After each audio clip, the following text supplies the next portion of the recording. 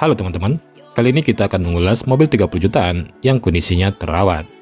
Meskipun modalnya cuma 30 jutaan, bukan berarti teman-teman cuma bisa dapat mobil lawas yang kelihatan mobil murahnya. Teman-teman bisa kok dapat mobil berkualitas yang kondisinya terawat, interiornya nyaman, dan bisa dinikmati. Selain itu, mobil-mobil berikut ini juga punya tenaga yang besar, bahkan bisa ngasapin mobil-mobil zaman sekarang di tol. Nah, apa saja mobilnya? Simak ulasan berikut ini. Tapi sebelum lanjut, jangan lupa untuk di-subscribe dulu channel ini ya teman-teman. Oke, terima kasih. Mobil yang pertama, Honda Accord Maestro, transmisi manual tahun 1993. Modal 30 jutaan, pengen punya mobil yang enak dilihat dan masih berkelas, Accord Maestro ini jawabannya. Desainnya memang sudah jadul dan kotak-kotak, namun kotak-kotaknya ini dipadukan dengan bodi yang tipis dan lebar, serta ground clearance yang rendah. Ini ternyata cukup memanjakan mata. Tidak heran mobil ini banyak dipakai anak muda dan punya komunitas yang cukup besar. Accord Maestro adalah generasi ke-7 dari keluarga Accord. Mobil ini merupakan sedan midsize yang pertama kali meluncur di Indonesia pada tahun 1990. Mobil ini kalau versi luarnya memakai kode sasis CB7. Namun khusus untuk pasar Asia Tenggara, mobil ini memakai kode sasis SM4. Desain mobil ini dirancang oleh Toshihiko Shimizu pada tahun 1987. Pertama kali muncul, Honda membekali mobil ini dengan mesin A20A3 SOHC 16 valve yang berkapasitas 2000 cc karburator. Mesin ini hanya mampu menghasilkan tenaga sebesar 115 horsepower. Sementara yang kita ulas kali ini adalah model faceliftnya yang sudah memakai mesin injeksi A20NA 2000 cc SOHC 16 valve PGM-FI. Tenaganya 133 horsepower, torsinya 179 Nm. Pilihan transmisinya manual 5 speed dan matic 4 speed dan berpenggerak roda depan. Konsumsi BBM-nya dalam kota sekitar 8-9 km per liter dan luar kota sekitar 10-12 km per liter. Fitur yang disematkan pada Honda Maestro ini diantaranya adalah power window, power steering, central door lock, electric retractable side mirror, tilt steering, individual door warning, intermittent wiper, jam digital, AC sudah digital auto climate plus heater, head unit single din, seat belt height adjuster, vanity mirror sebelah kiri, spion tengah dynamic view, semua laci sudah dilapisi bahan peludru, height adjuster elektrik di kursi driver, lampu di semua pintu, handgrip model retract, armrest belakang, dan rem cakram di semua roda.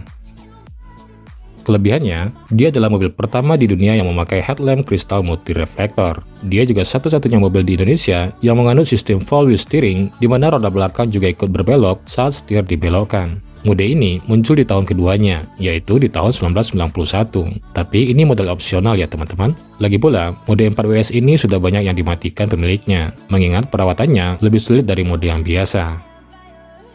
Desainnya sangat menarik dan memanjakan mata meskipun sudah jadul. Kabinnya luas berkat bodinya yang lebar dan panjang. Interiornya nyaman dengan bahan fabric yang lembut. Kabinnya cukup kedap untuk meredam suara traffic. Visibilitasnya sangat luas berkat kacanya yang lebar. Suspensi double wishbone-nya bikin handling stabil tapi tetap empuk. Perawatan mobil ini tergolong mudah dan spare part-nya masih tersedia.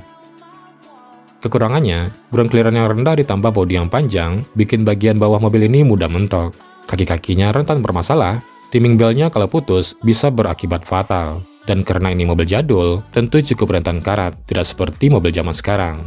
Posisi lantainya juga cukup tinggi. Ini mungkin karena bodinya yang tipis, sehingga posisi duduk bagian belakang terasa agak jongkok. Nah, kalau teman-teman punya dana 30 jutaan, pengen punya mobil terawat dan siap jalan jauh yang tampilannya eksklusif dan tidak kelihatan murahan, Accord Maestro 1993 ini jawabannya nih teman-teman. Harganya dengan kondisi terawat dimulai dari sekitar 39 juta rupiah. Sementara untuk pajaknya sekitar 800 ribu rupiah. Yang kedua, Mazda 323 Familia, transmisi manual tahun 1998. Jika teman-teman mau sedan kompak 30 jutaan yang desainnya sporty, mesinnya lebih kencang dari Corolla, Civic, atau Lancer, Mazda 323 Familia ini bisa teman-teman coba.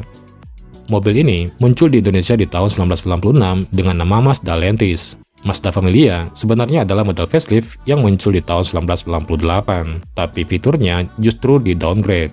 Mobil ini didesain oleh Yujiro Daikoku pada tahun 1992 dan dirilis di Jepang sejak tahun 1994. Sedan kencang ini di Amerika Utara dinamakan Mazda Protege, sementara di Amerika Latin dinamakan Mazda Artis, di Afrika Selatan namanya Mazda Attitude, dan selebihnya dinamakan Mazda Familia.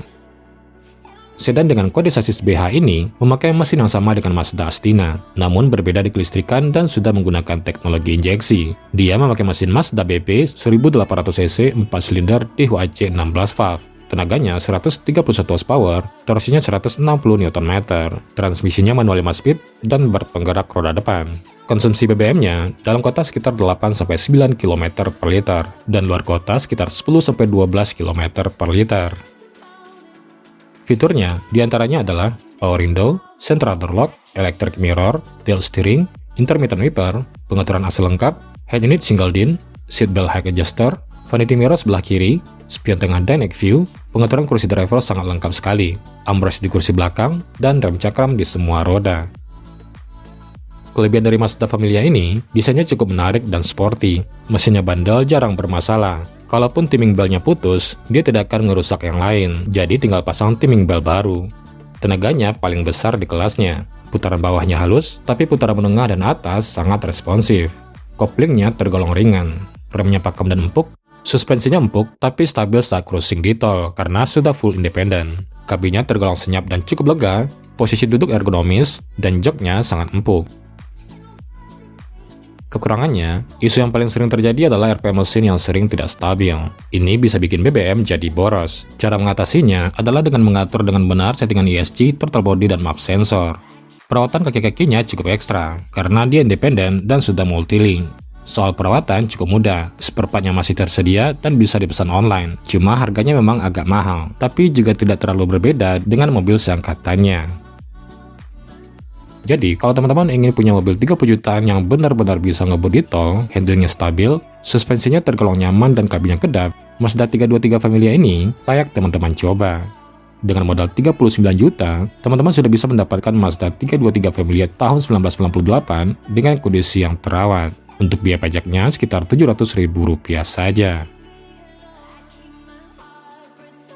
Yang ketiga, Mitsubishi Eterna GTI tahun 1993. Eterna juga termasuk mobil kencang yang harganya di 30 jutaan yang sudah bisa didapat dengan kondisi yang terawat. Reputasinya tidak diragukan lagi berkat prestasinya di kejuaraan rally. Mitsubishi Galant generasi ke-6 untuk versi luar ini desainnya memang sudah kelihatan sangat tua. Namun mengingat harganya sangat murah, sementara dia punya reputasi sebagai mobil kencang, cukup layak jadi bahan pertimbangan nih teman-teman. Yang perlu teman-teman cermati adalah variannya. Meskipun sama-sama memakai mesin 4G63, hanya tipe GTI saja yang tenaganya galak. Sementara varian mesin SOHC karburator tidak terlalu menjanjikan.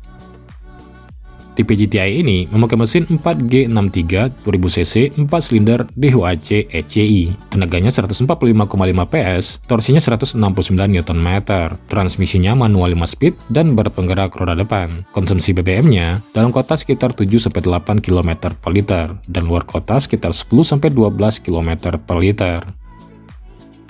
Fiturnya diantaranya adalah fog lamp projector, power window, central door lock, electric detectable side mirror, tilt steering, lampu di pintu, intermittent wiper, jam digital, AC dengan pengaturan lengkap dan heater, head unit single din, seat belt height adjuster, vanity mirror sebelah kiri, spion tengah dynamic view, pengaturan kursi driver full electric, konsol box dengan armrest, armrest di kursi belakang, antena elektrik, dan rem cakram di semua roda.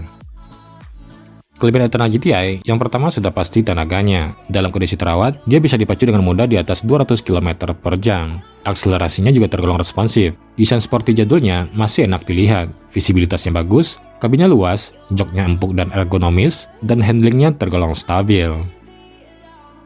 Kekurangannya, sudah susah mencari unit yang kondisinya terawat ataupun kondisi yang masih standar ya teman-teman. Spare part-nya memang beberapa ada yang mudah dicari, tapi juga banyak spare part yang sudah mulai sulit didapat. Jadi Eterna ini kurang cocok buat pemula, apalagi dapat unit yang kurang terawat.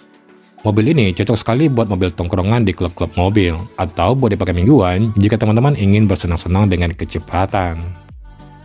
Mengingat harganya sekarang dalam kondisi rapi dan terawat sudah di angka 38 juta rupiah, mungkin ini bisa jadi mainan laki untuk mengisi waktu luang. Apalagi pajaknya juga murah, hanya sekitar Rp500.000 saja. Yang keempat, Mazda Cronos V6 transmisi manual tahun 1994.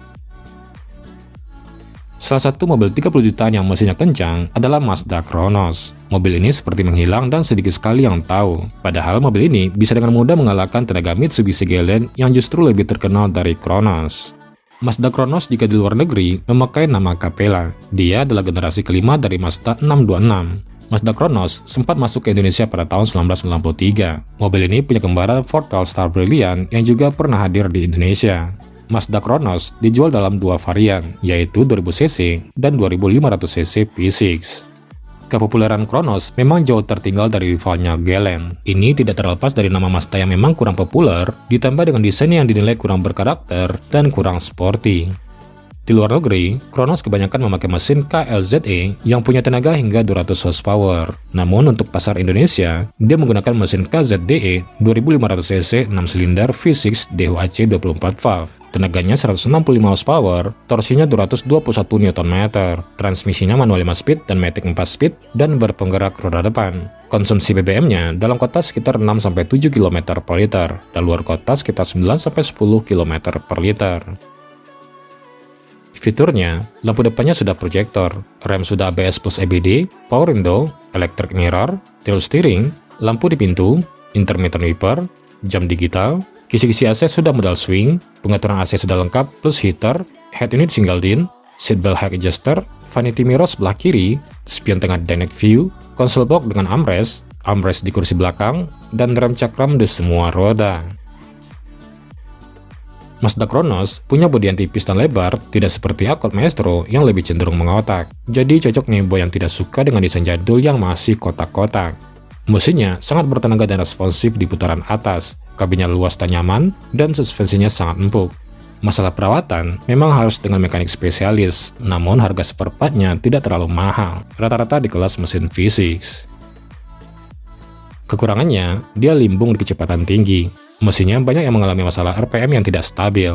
Headlampnya ternyata juga kurang terang. Perawatannya agak ribet dan bukan tipe mobil buat pemula. Namun, kalau teman-teman ingin punya mobil murah buat dipakai senang-senang di akhir pekan, Mazda Cronos ini sangat menjanjikan untuk melibas mobil-mobil keluaran sekarang nih teman-teman. Harganya, dalam kondisi terawat dan siap dipacu, dimulai dari sekitar 37 juta rupiah. Pajaknya sekitar 700 ribu rupiah saja. Nah, itulah pilihan mobil 30 jutaan yang kondisinya terawat buat penyuka kecepatan dan cukup eksklusif buat dipakai harian. Semoga video ini bermanfaat. Sampai jumpa di video berikutnya.